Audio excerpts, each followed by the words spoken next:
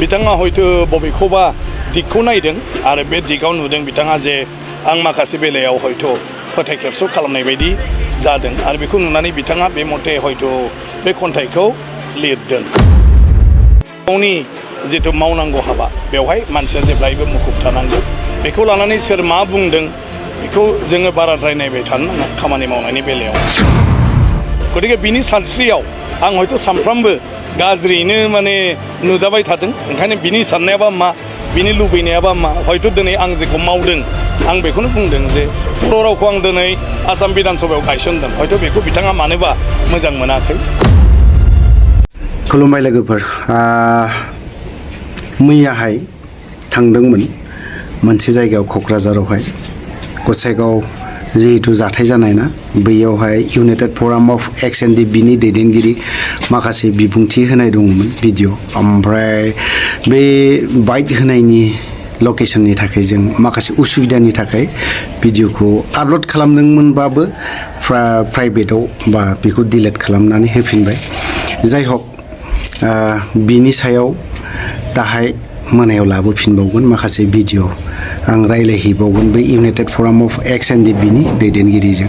जेखियानो जाया मानो बिश्वजित दैमारि सारा दाखालि माबायाव थांदोंमोन, मा होनना बुङो, BKWAC आव थांदोंमोन। ओमफ्राय बावहाय थांनानै बिनि खन्थाइनि सायाव सोर लिरदोंमोन ना बिथाङा बुंबाय थादों बिथां बाथ्राखौ बुंबाय थादों। हयथ'बा बिश्वजित दैमारि साराबो बै बे खन्थाइखौ लिरगिरिखौ सिनायै जानांगौ आंनि मोनसे खुब आइडिया। बिनि जाखिनि बाथ्रा बुंनाय ना बियो रावखौबो ओरैबायदि माबा होनाखै। स्पिकार हिसाबै बियो जेनेरेल बाथ्रा बुंनांगौ नालाय मोजां जादों। बेफोरबायदिब्ला माखासे मोजां नाङो खोनासंनोबो। नों सोरबा UPPL खौबो दसियाखै बा सोरबा BPF खौबो दसियाखै ना, मोजां नाङो आरोखि बेफोरबायदिब्ला थाङोब्ला आरोखि। दा सरकाराव थानाय हिसाबै जोंनिया 17 बोसोरनो माबा माबिबो दसिनाय आरो दसिनायबो थानांगौ। खिन्थु ओइ बुलि जों दसिनाय थाब्लाबो बांद्राय बारा नङा लाफानो खमै जुदि दसियोब्ला जों एसेब्लाबो सोरबा अपोजिसनफ्राबो नोंसोरखौ एसेब्लाबो मदद खालामगोन। दिनैहाय बिश्वजित दैमारिखौ ओरैबायदि माने खन्थाइजों रुजुनानै बिनि मावबोनायखौ एक्सुवेलि नुबोआखैमोन जानांगौ बै खन्थाइ लिरगिरिया, नङा होमबा? आरो बैयावहाय पार्लियामेन्ट माबायावहाय जोंनि बै जायगायावहाय दिल्लीयाव जि जायगायाव होदावनांगौना होसिख्रावनांगौ, दिनै बेफोरबायदिनि होसिख्रावनायखौ जुदि नायोब्ला गोरा बाथ्रा बुङो, गोबां बाथ्रा बुंदों। बै समावहाय बिश्वजित दैमारि सारा MP जानो लकसभानि MP बा बेफोरबायदि जानाय समावहाय जि समाव बुंनांगौना बे समाव बिथाङा ओरैबायदि मोजां बाथ्रा बुंदों।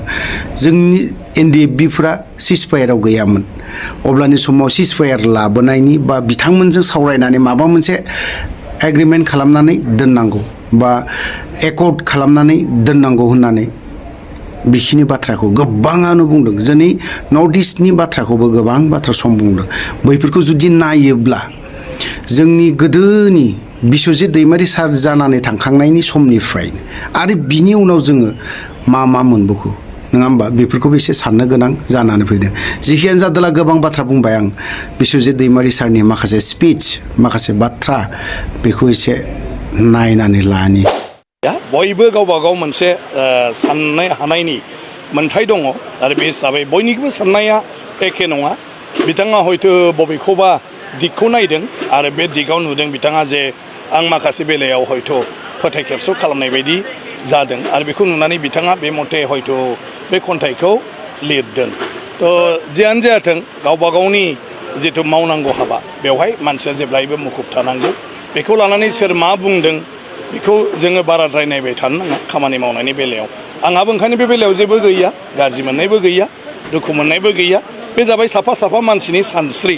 गतिके बिनि सानस्रियाव आं हयथ' सानफ्रामबो गाज्रियैनो माने नुजाबाय थादों। ओंखायनो बिनि साननायाबा मा बिनि लुबैनायाबा मा हयथ' दिनै आं जेखौ मावदों आं बेखौनो बुंदों जे बर' रावखौ आं दिनै आसाम बिधान सभायाव गायसनदों। हयथ' बेखौ बिथाङा मानोबा मोजां मोनाखै। थिग बर' कसारि वेलफेयार अट'नमास काउन्सिलखौ दानाय समाव आङो चिफ मिनिस्टार आरो माबाखौ आंनि पार्टिखौ नागारनानैब्लाबो बे समाव हिमन्त बिश्व शर्मा बिथांखौ नारसिननानै अर्डिनेन्स खालामहोदोंमोन। खारन सरकारा जोब्बायमोन, जे काउन्सिला जानाय नंलामोन आरो बेखायनो गभर्नरनि दारै अर्डिनेन्स खालामनानै दोनथ'नाय जादोंमोन।